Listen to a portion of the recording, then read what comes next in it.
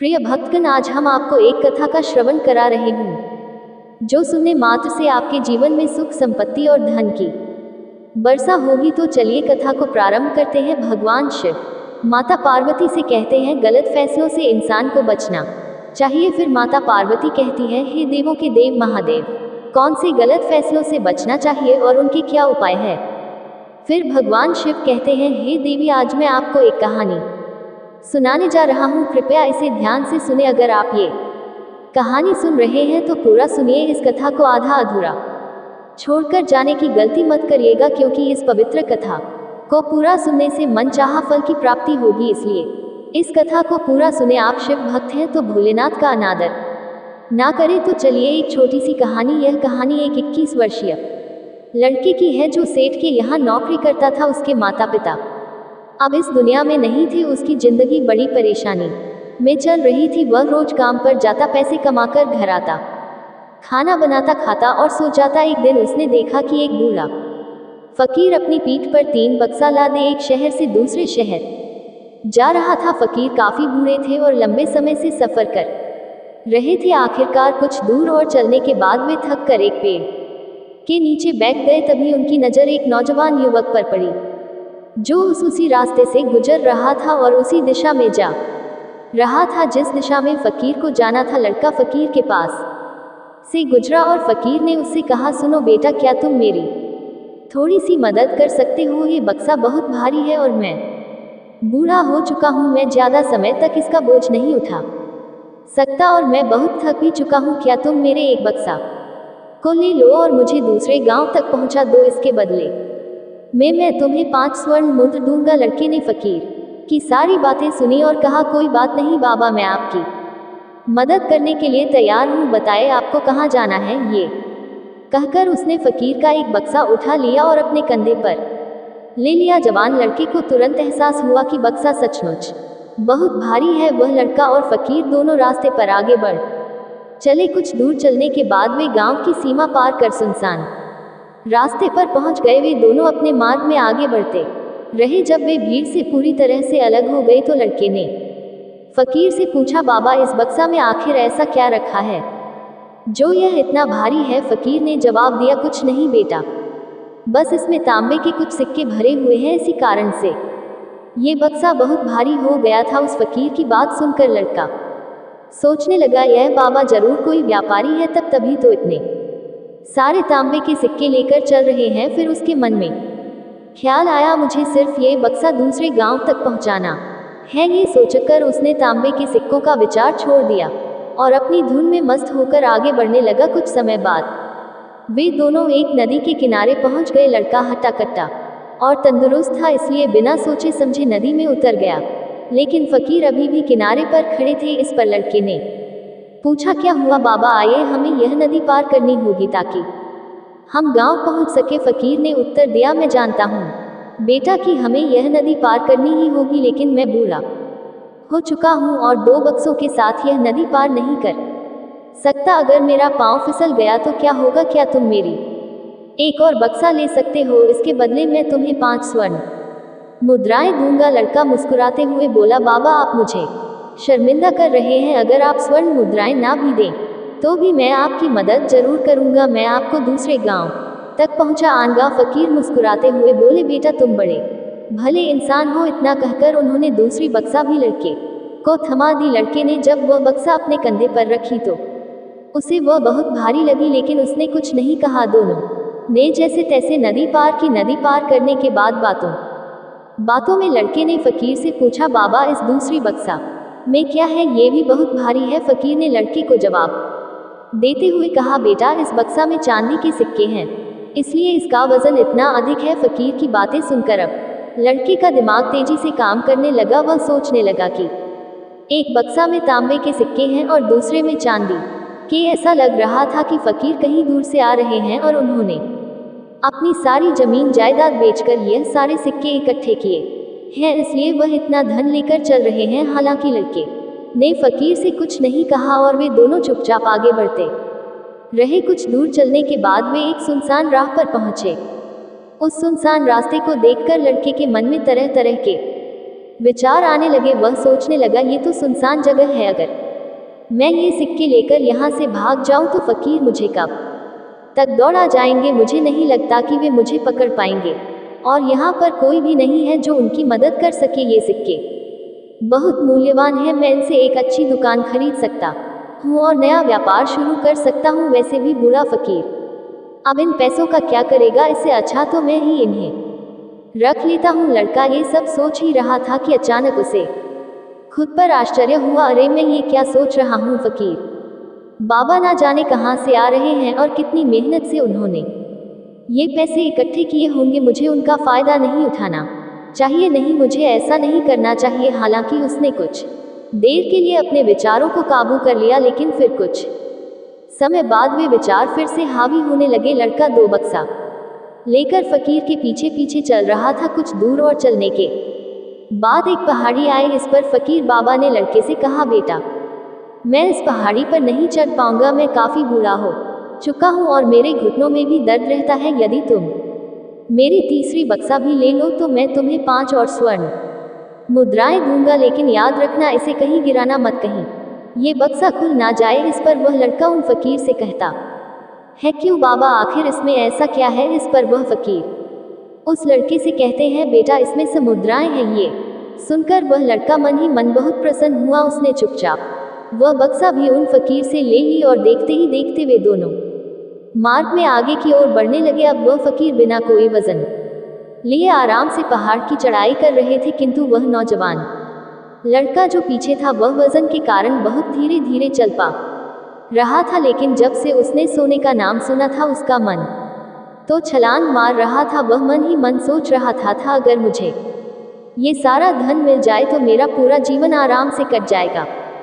वैसे भी यह बाबा तो बूढ़े हो चुके हैं, भला इन्हें इतने पैसों की क्या जरूरत है, इनका जीवन तो वैसे भी कट चुका है। मैं एक काम करता हूँ, ये सारे पैसे लेकर यहाँ से भाग जाता हूँ। लड़के के मन में अनगिनत विचार उठ रहे थे। लड़के का मन अब उसकी बुद्धि पर पूरी तरह से हावी हो चुका था और वह अपनी बात को सही साबित करने के लिए खुद से कुछ भी कह रहा था। तभी उस लड़के के मन में एक और विचार आया और अब की बार वह सोच रहा था, लगता है ये फकीर बाबा कोई चोर है, वरना इनके पास इतने सारे स्वर्ण मुद्राएं कहाँ से आएंगी। अगर यह कोई व्यापारी होते तो भला इस तरह पैदल यात्रा तो नहीं करते, और अगर इनके पास इतने सारे पैसे थे तो यह कोई ना कोई साधन अवश्य कर सकते थे। लगता है ये कोई चोर है, और चोर से चोरी करने में भला क्या बुराई है। वह लड़का ये सोचते हुए कि जैसे ही पहाड़ की ढलान आएगी वह तीनों बक्सा लेकर भाग जाएगा और सारे पैसे उसके हो जाएंगे। तेजी से फकीर से आगे बढ़ता चला गया। उसकी योजना थी कि इस धन से उसकी गरीबी हमेशा के लिए दूर हो जाएगी और वह जो चाहे कर सकेगा। वह लड़का और फकीर दोनों पहाड़ की चोटी पर पहुंच गए और जैसे ही ढलान शुरू हुई लड़का फकीर से नजरें बचाकर बक्सा लेकर भाग गया। उसे अपना शरीर बहुत हल्का महसूस हो रहा था, मानो बक्सा का वजन भी ना हो। काफी दूर दौड़ते दौड़ते वह किसी तरह अपने घर पहुंच गया। उसकी खुशी का ठिकाना नहीं था। उसने सोचा कि जल्दी जल्दी बक्सा से पैसे निकाल लूं, लेकिन जब उसने पहली बक्सा खोली तो उसमें जंग लगे हुए लोहे के सिक्के मिले। उसे यकीन नहीं हुआ और उसने तुरंत दूसरी बक्सा खोली, उसमें भी जंग लगे लोहे के सिक्के ही निकले। ये देखकर वह बड़ा हैरान और निराश हुआ। आखिर यह क्या हो रहा था? फकीर ने तो उससे कुछ और ही कहा था। उसने तीसरी बक्सा जिसमें सोने के सिक्के होने की बात कही गई थी खोली, उसमें भी जंग लगे लोहे के सिक्के निकले। ये देखकर वह लड़का बहुत क्रोधित हुआ। उसने सोचा, फकीर ने उससे झूठ क्यों कहा? फकीर ने उससे कहा था कि एक में तांबे के सिक्के, दूसरे में चांदी के और तीसरे में स्वर्ण मुद्राएं हैं। वह ये सब सोच ही रहा था कि उसकी नज़र थैले में पड़े एक पत्र पर पड़ी। उसने वह पत्र उठाया और पढ़ने लगा। ये पूरा नाटक एक ईमानदार व्यक्ति की खोज के लिए रचा गया है और मैं इस राज्य का राजा हूँ। मेरी कोई संतान नहीं है, इसलिए मैंने ये षड्यंत्र रचा ताकि मैं अपने राज्य में एक ऐसे ईमानदार व्यक्ति को खोज सकूं जो मेरे बाद इस राज्य का राजा बन सके और राज्य का भार संभाल सके। इस राज्य का भार वही संभाल सकता है जो पूरी तरह से ईमानदार हो और जिसके मन में किसी प्रकार का लालच ना हो। ये पढ़ते ही वह लड़का जोर जोर से चिल्लाने लगा। वह सिर पकड़कर बैठ गया। वह जानता था कि अगर वह अपने विचारों पर काबू पा लेता तो उसका जीवन संवर सकता था, लेकिन वह अपने विचारों पर काबू नहीं पा सका। फिर भगवान शिव कहते हैं कि मन ही सब कुछ है, आप जो सोचते हैं वही बनते हैं। इसलिए आपका सबसे बड़ा दुश्मन भी आपको उतना नुकसान नहीं पहुंचा सकता जितना कि आपके अनियंत्रित विचार पहुंचा सकते हैं। भगवान शिव कहते हैं, अपने भीतर ध्यान से देखो, हमारे भीतर जो विचार चलते हैं वही विचार शब्द बनते हैं और शब्द कर्म के रूप में प्रकट होते हैं। बार बार दोहराने पर कर्म व्यवहार में बदल जाता है और धीरे धीरे समय के साथ व्यवहार चरित्र में परिवर्तित हो जाता है। यही चरित्र हमारे भाग्य का निर्माण करता है। इसलिए हमें हमेशा अपने विचारों के प्रति रहना बहुत आवश्यक है। हमें जागरूक होना भी बहुत जरूरी है। हमें ये जानना चाहिए कि हमारे मन में किस प्रकार के विचार आ रहे हैं। भक्तजनों, सच्चाई यह है कि प्रत्येक मानव भी भीड़ का हिस्सा बन चुके हैं। इंसान भी इस भीड़ में अपने आप को खो चुके हैं। इंसान इस भीड़ के कहे अनुसार उनके इशारों पर नाचते रहते हैं, जैसे कि इंसान कठपुतली हो और भीड़ हमारा संचालक हो। मानव वैसा करते जाते हैं जैसा भीड़ कहती है। केवल कुछ ही लोग ऐसे होते हैं जो वास्तव में अपना जीवन स्वयं जीते हैं और वे ही दूसरों को सही रास्ता दिखाते हैं, उन्हें जीवन का सही अर्थ समझाते हैं। फिर भगवान शिव कहते हैं, हे देवी, आइए इसे एक कहानी के माध्यम से समझते हैं कि अधूरी जिंदगी जीने का कोई लाभ नहीं है। बहुत समय पहले की बात है। एक राज्य में एक राजा रहता था। उस राजा के घर एक पुत्र का जन्म हुआ। वह राजा का इकलौता पुत्र था और अभी बहुत छोटा था। दूसरी तरफ राजा ने उसके पूरे जीवन की लकीरें पहले ही खींच दी थी। वह क्या बनेगा, क्या करेगा और किस तरह से एक प्रभावशाली राजा बनेगा, इस तरह की कई सारी बातें राजा ने पहले से ही सोच रखी थी। लेकिन वह राजा ये भूल चुका था कि हम में से हर व्यक्ति अलग रूप, रंग और व्यवहार के साथ जन्म लेता है और वही हमारे जीवन की धारा होती है, एक नदी की तरह साफ और स्व। हमने उस धारा को खो दिया है और भीड़ तंत्र के द्वारा दिए गए मार्ग को अपना लिया है, क्योंकि यह हमें अत्यधिक सुरक्षित लगता है। भीड़ में हम अपने आप को सुरक्षित मानते हैं। हमें कुछ नया जानना अच्छा नहीं लगता। हम तो केवल इस भीड़ के साथ चलकर अपने आप को सर्वश्रेष्ठ समझते हैं। उस लड़के का भी एक ऐसा ही व्यवहार था। उसे राज्य का राजा नहीं बनना था। उसका मन बहुत नाजुक था। वह जल्दी ही करुणा से भर जाता था। उसे हिंसा से आनंद नहीं आता था। उसे चित्र बनाना और नृत्य करना अत्यधिक पसंद था। यही उसकी जीवन धारा थी। यदि वह उस धारा पर चलता तो संपूर्णता को प्राप्त कर सकता था, लेकिन उसके पिता को यह सब बिल्कुल पसंद नहीं था। इस कारण से वह राजा अपने बच्चे से नाराज रहने लगे। उन्होंने हर वह जतन किया जिससे उनका बच्चा सम्राट बनने के लिए आगे बढ़ सके, उसमें सम्राट के सर्वश्रेष्ठ गुण आ सके। लेकिन उस लड़के को कोई फर्क नहीं पड़ा। समय बीतता गया और धीरे धीरे वह युवराज बड़ा होने लगा। लेकिन जैसे जैसे युवराज बड़े हो रहे थे, समाज की बातें उनके मन और दिमाग में गहराई से घर करती जा रही थी। अब वह बाहरी दुनिया के बारे में सोचने लगे थे, लेकिन उनका व्यवहार अभी भी पहले जैसा ही था और यह बात राजा को बिल्कुल पसंद नहीं थी। इसीलिए राजा अपने पुत्र को ताने मारता और कभी कभी भी इतना क्रोधित हो जाता कि कहता, तुम्हारे जैसा पुत्र होने से तो अच्छा था कि मेरा कोई पुत्र ही नहीं होता। क्या तुम जानते हो, जब लोग ये सुनते हैं कि तुम्हारा पुत्र नृत्य करना और चित्र बनाना पसंद करता है तो वे मुझ पर कितना हंसते हैं, मुझ पर क्या बीत है। क्या तुम जानते हो वे मेरे बारे में कैसी कैसी बातें करते हैं, और यह सब तुम्हारी वजह से है। राजा की इन बातों का युवराज पर गहरा प्रभाव पड़ा। उसने निश्चय किया कि वह अपने पिता की आज्ञा का पालन करेगा और अपने पिता की इच्छाओं के अनुसार बनेगा। उसने सोचा कि एक बार जब उसके पिता खुश हो जाएंगे तब वह वापस अपने साधारण जीवन को जीने लगेगा। उस दिन से युवराज ने बहुत प्रयास किए, निरंतर अभ्यास किया और आखिरकार वह एक ऐसा योद्धा बन गया जिसे हराना नामुमकिन था। उसने कई ऐसी लड़ाइयाँ लड़ी जिन्हें जीतना असंभव माना जाता था, लेकिन वह ने पराक्रम के दम पर विजय हुआ। जब भी वह विजय प्राप्त कर महल लौटता, उसे लगता कि इस बार उसके पिता उससे अत्यधिक प्रसन्न होंगे। लेकिन हर बार जब वह विजय लेकर घर लौटता, उसके पिता सिर्फ एक ही बात कहते, बेटा तुम्हें अभी और सीखना है, तुम पूर्ण रूप से योद्धा नहीं बने हो। अपने पिता की नजरों में पूरा बनने के लिए युवराज दिन रात मेहनत करता और अपनी पूरी ताकत लगा देता, लेकिन ऐसा समय कभी नहीं आया जब राजा को अपने बेटे पर गर्व हुआ। धीरे धीरे युवराज अपने असली स्वभाव और इच्छाओं को भूलता चला गया। उसकी करुणा धीरे धीरे क्रूरता मैं बदल गई भक्तजनों। मानव के जीवन में भी कुछ ऐसा ही होता है। लोगों की परवाह करते करते और जिम्मेदारियां निभाते निभाते मानव अपने आप को भूल जाते हैं और एक ऐसी जिंदगी अपना लेते हैं जो हमारी असलियत नहीं होती। लेकिन सबसे खुशकिस्मत तो वे लोग होते हैं जो सही मायने में अपना जीवन जीते हैं। वे वही करते हैं जो वे करना चाहते हैं।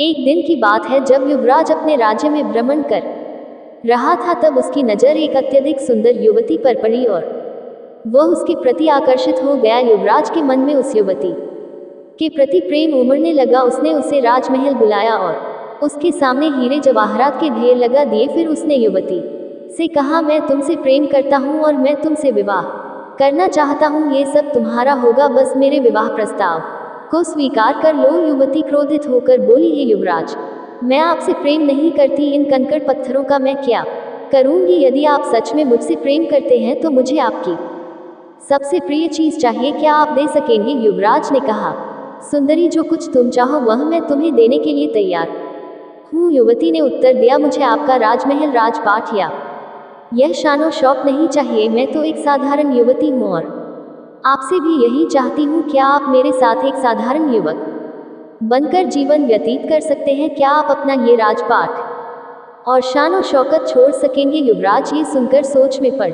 गया और युवती हंस पड़ी। वह बोली, है युवराज, आपकी धन दौलत और साम्राज्य हमारे जीवन में कुछ भी नहीं है। धन दौलत, मान सम्मान और पद प्रतिष्ठा प्रेम की कसौटी नहीं हो सकते। आपने देखा ही होगा कि जिसके पास जितनी अधिक धन दौलत होती है उतना ही अधिक मान सम्मान और प्रतिष्ठा मिलती है। लोग उसे अधिक प्रेम करते हैं, उसकी अधिक फिक्र करते हैं, हमेशा उसके साथ खड़े रहते हैं और उसका सम्मान करते हैं। लेकिन ये सब सच नहीं होता। वास्तव में लोग उस व्यक्ति की नहीं बल्कि उसकी धन दौलत, प्रतिष्ठा और पद का सम्मान कर रहे होते हैं। वे लोग उसकी वाहवाही करते हैं और उसकी प्रशंसा करते हैं, जो मात्र एक दिखावा और झूठ है। इन झूठ के पीछे हम अपना पूरा जीवन व्यर्थ में गुजार देते हैं और उनके पीछे भागते रहते हैं, चाहे वह कोई गरीब हो या अमीर। अंततः कोई भी गरीब से सच्चा प्रेम नहीं करता और ना ही उसकी फिक्र करता है। अगर आप किसी को धन दौलत, मान सम्मान और प्रतिष्ठा दिखाते हैं तो वे आपकी झूठी तारीफ करेंगे और झूठा सम्मान करेंगे। वे आपसे इसलिए जुड़े रहेंगे क्योंकि उन्हें आपकी नहीं बल्कि आपकी संपत्ति पसंद होती है। इन बातों को सुनकर युवराज कुछ देर के लिए सोच में पड़ गए और फिर बोले, मैं तुम्हारे साथ चलने के लिए तैयार हूँ। जैसा तुम चाहती हो, मैं साधारण जीवन जीने के लिए तैयार हूँ। बस मैं अपने माता पिता को इसकी सूचना देना चाहता हूँ और उनसे आज्ञा लेना चाहता हूँ। जब सम्राट को ये पता चला कि युवराज राज्य छोड़कर जा रहे हैं और वह भी एक साधारण लड़की के लिए, तो उन्होंने अपने सैनिकों को आदेश दिया कि उन दोनों को बंदी बनाकर राज दरबार में पेश किया जाए। सैनिकों ने ऐसा ही किया और उन्हें बंदी बनाकर राज दरबार में ले आए। सम्राट ने उस लड़की को जासूसी के आरोप में मृत्युदंड का आदेश दे दिया। राजा भूल चुका था कि जब हमारे पास शक्ति होती है तो हम न्याय और अन्याय के बीच का फर्क भूल जाते हैं और सोचते हैं कि जो हम कर रहे हैं वही सही है। हम अपने आप को सर्वशक्तिमान समझने लगते हैं। मृत्युदंड के बारे में सुनकर लड़की डर गई और राजा से कहती है, हे राजन, इसमें मेरा क्या दोष है? मैंने कुछ गलत नहीं किया। आपके पुत्र युवराज ने मुझे यहाँ आने का अनुरोध किया था और मैं उनकी विनती पर ही यहाँ आई थी, इसलिए मुझे मृत्युदंड देने का आपको कोई अधिकार नहीं है। उधर युवराज भी अपने पिता को समझाने का हर संभव प्रयास करते हैं, लेकिन उसके पिता मानने को तैयार नहीं थे। उसने अपने पिता से कहा, पिताजी, अगर आप इस लड़की को छोड़ देंगे तो मैं जैसा आप कहेंगे वैसा ही करूंगा। ये सुनकर सम्राट अत्यधिक प्रसन्न हुआ और उसने उस लड़की को जाने दिया। इसके बाद सम्राट ने अपने राजकुमार का विवाह राजकुमारी के साथ किया। वह राजकुमारी बहुत ही महत्वाकांक्षी थी। वह जल्द से जल्द इस राज्य की महारानी बनना चाहती थी और इसके लिए युवराज के पिता की मृत्यु आवश्यक थी। आगे चलकर राजकुमारी युवराज से कहती है, अब आपके पिता बूढ़े हो चुके हैं, आपको ही इस राज्य का भार संभालना चाहिए। वे अब इतने बूढ़े हो चुके हैं कि उनसे ये राजपाट नहीं संभलता। वे इसे ठीक से नहीं चला पा रहे हैं और वे अब इसके काबिल भी नहीं है। बुढ़ापे में अक्सर ऐसा ही होता है, हम किसी भी कार्य को ठीक से नहीं कर पाते और हर कार्य हमारे लिए बोझ बन जाता है। राजकुमारी की यह बात सुनकर युवराज सहमत हो जाता है। युवराज को यह भी नहीं पता था कि वह मन ही अपने पिता से नाराज है और उनके खिलाफ क्रोध पाल रहा है। वह तुरंत ही अपने पिता के पास गया और कहा, पिताजी अब आप बूढ़े हो चुके हैं और आपको आराम करना चाहिए। मुझे सम्राट घोषित करें ताकि मैं इस राज्य का भार संभाल सकूं। इस पर सम्राट युवराज से कहता है, बेटा तुम अभी इस काबिल नहीं हुए हो कि मैं तुम्हें पूरा राज्य सौंप दूं। जिस दिन तुम इसके काबिल हो जाओगे मैं तुम्हें स्वयं ही इस राज्य का सम्राट घोषित कर दूंगा। ऐसे ही काफी समय बीत चुका था। धीरे धीरे उस राज्य में सब कुछ बदलता जा रहा था और इधर राजकुमार मन ही मन अपने पिता के खिलाफ षड्यंत्र कर रहा था। उसके मन में जो क्रोध पल रहा था वह अब एक चिंगारी से आग का रूप ले चुका था। वह मन ही मन अपने पिता का दुश्मन बन चुका था। इस बीच राजकुमारी ने राजकुमार के पिता को रास्ते से हटाने की योजना बनाई।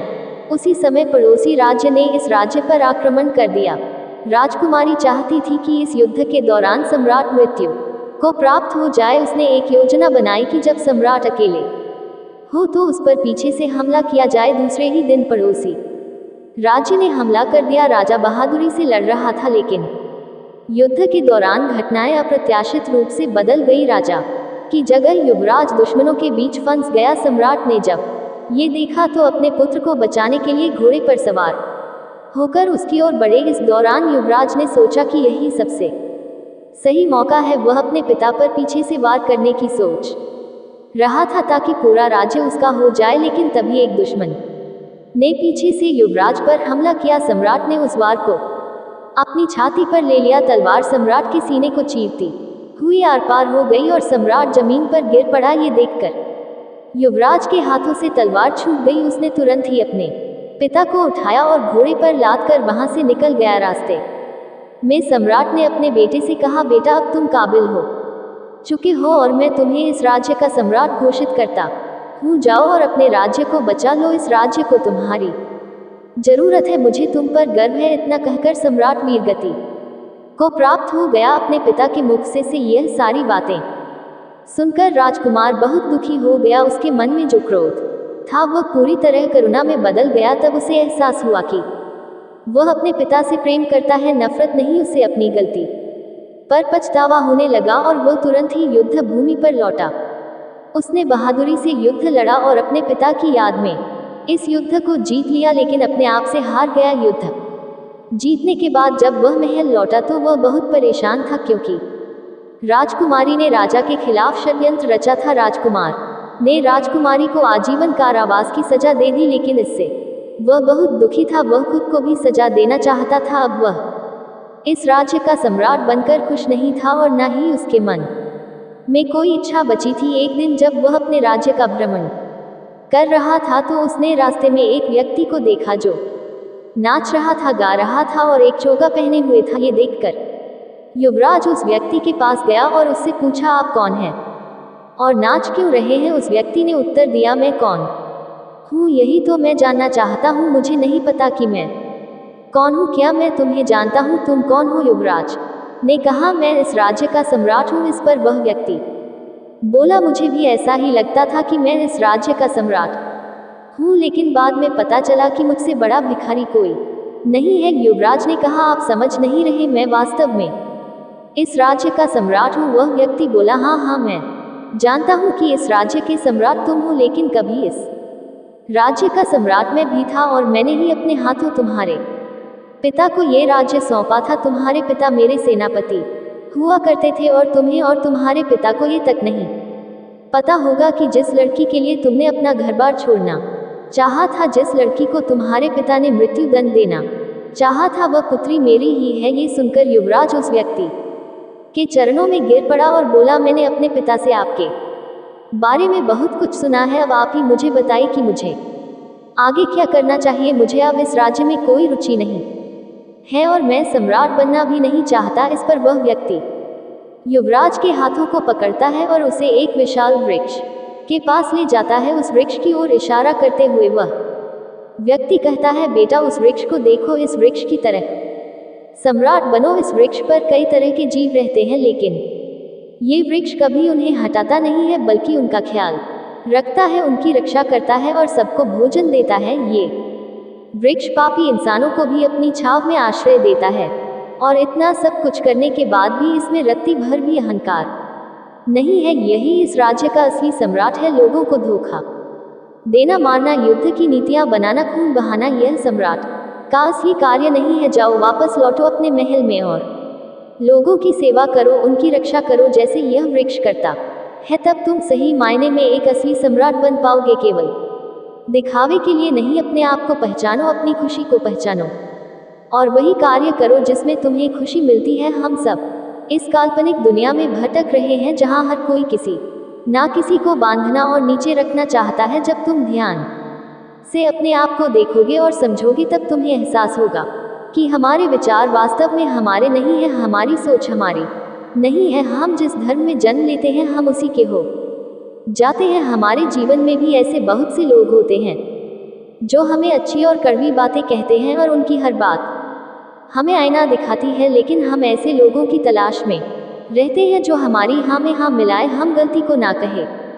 ऐसे लोग हमें बहका सकते हैं क्योंकि हम पहले से ही बहकने के लिए तैयार बैठे होते हैं। जो भी कुछ हम कहते हैं और करते हैं वह सब सही है। हम चाहते हैं कि लोग हमारी हाँ में हाँ मिलाए और हमारा साथ दे। फिर भगवान शिव कहते हैं कि कमजोरी हमेशा छोटे विचार से शुरू होती है। यह एक बीज के रूप में होती है। यदि इस बीज को नष्ट ना किया जाए तो ये छोटा सा विचार जल्द ही एक विशाल वृक्ष का रूप लेता है और हमारी बुद्धि की सोचने और समझने की क्षमता को पूरी तरह नष्ट कर देता है। जैसा कि आपने इस कहानी में देखा किस प्रकार उस जवान लड़के का मन उस पर हावी हो चुका था और उसकी सही और गलत सोचने की क्षमता पूरी तरह से नष्ट हो चुकी थी, जिस कारण वह समझ नहीं पाया कि उसे क्या करना चाहिए और उसके लालच ने उसे इतनी ऊर्जा दी कि वह तीनों बक्सा उठाकर तेजी से वहां से भाग गया। इसलिए जब आपके मन में पहली बार कोई गलत विचार आए तो उसे तुरंत रोकना चाहिए,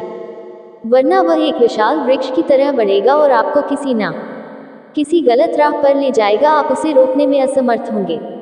अब आपके मन में यह सवाल उठ सकता है कि हम अपने विचारों को कैसे नियंत्रित करें। हमारा मन बहुत चंचल है और इतना शक्तिशाली है कि वह हम पर हावी हो जाता है, हम चाहकर भी उस पर नियंत्रण नहीं कर पाते। फिर भगवान शिव कहते हैं, इंसान को दो बातें समझाते हैं। पहली बात, सही इरादा विकसित करो। कई बार आपने देखा होगा कि आपके मन में कुछ और होता है लेकिन आप कहते कुछ और है, क्योंकि आपके मन के भीतर जो होता है वही आपके मुख से बाहर आता है। लेकिन जब हमसे गलती हो जाती है तो उसके बाद हमारा मस्तिष्क बेहतर काम करने लगता है। हमारी सोचने और समझने की क्षमता फिर से जागृत हो जाती है और हमें एहसास होता है कि हमसे गलती हो गई है और हमारा मन दुखी हो जाता है। हमारा मन अफसोस से भर जाता है। इस भारीपन और दुख से बचने के लिए जब भी आप कोई कार्य करने जा रहे हो तो सबसे पहले खुद से पूछें कि आपके इस कार्य के पीछे का इरादा क्या है। क्या आप दूसरों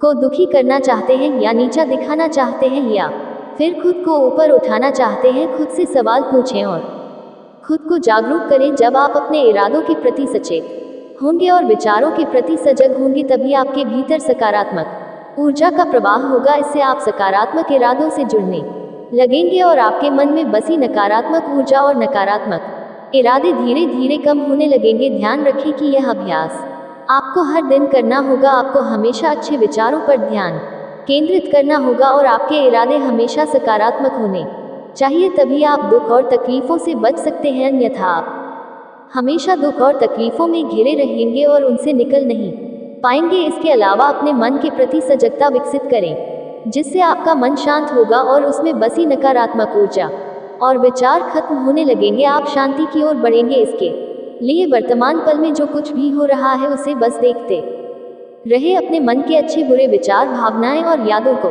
बिना प्रतिक्रिया दिए केवल देखें। इससे आपके मन के सारे विचार धीरे धीरे खत्म होने लगेंगे और आपका मन खाली होगा। फिर भगवान शिव कहते हैं कि जो स्वयं को देखता है वही सबसे बड़ा तपस्वी है। इसका मतलब है कि जो अपने मन में चल रहे विचारों को बिना प्रतिक्रिया दिए केवल देखता और समझता है वही मन पर नियंत्रण कर सकता है और अपना जीवन सुखी और खुशहाल बना सकता है। इसलिए यदि आप अपने जीवन को सुखी और खुशहाल बनाना चाहते हैं तो आपको सबसे पहले अपने मन पर नियंत्रण साधना होगा, अपने मन को खाली करना होगा और अपने विचारों के प्रति सजग होना होगा। इतना कहकर भगवान शिव इस कहानी को समाप्त करते हैं। इस वीडियो को बोलते समय कोई त्रुटि हो तो मैं क्षमा चाहती हूँ। उम्मीद है आप सभी को यह वीडियो अच्छी लगी होगी। अगर आप शिव के सच्चे भक्त हैं तो चैनल को सब्सक्राइब और वीडियो को लाइक करके कमेंट में हर हर महादेव लिख दीजिए।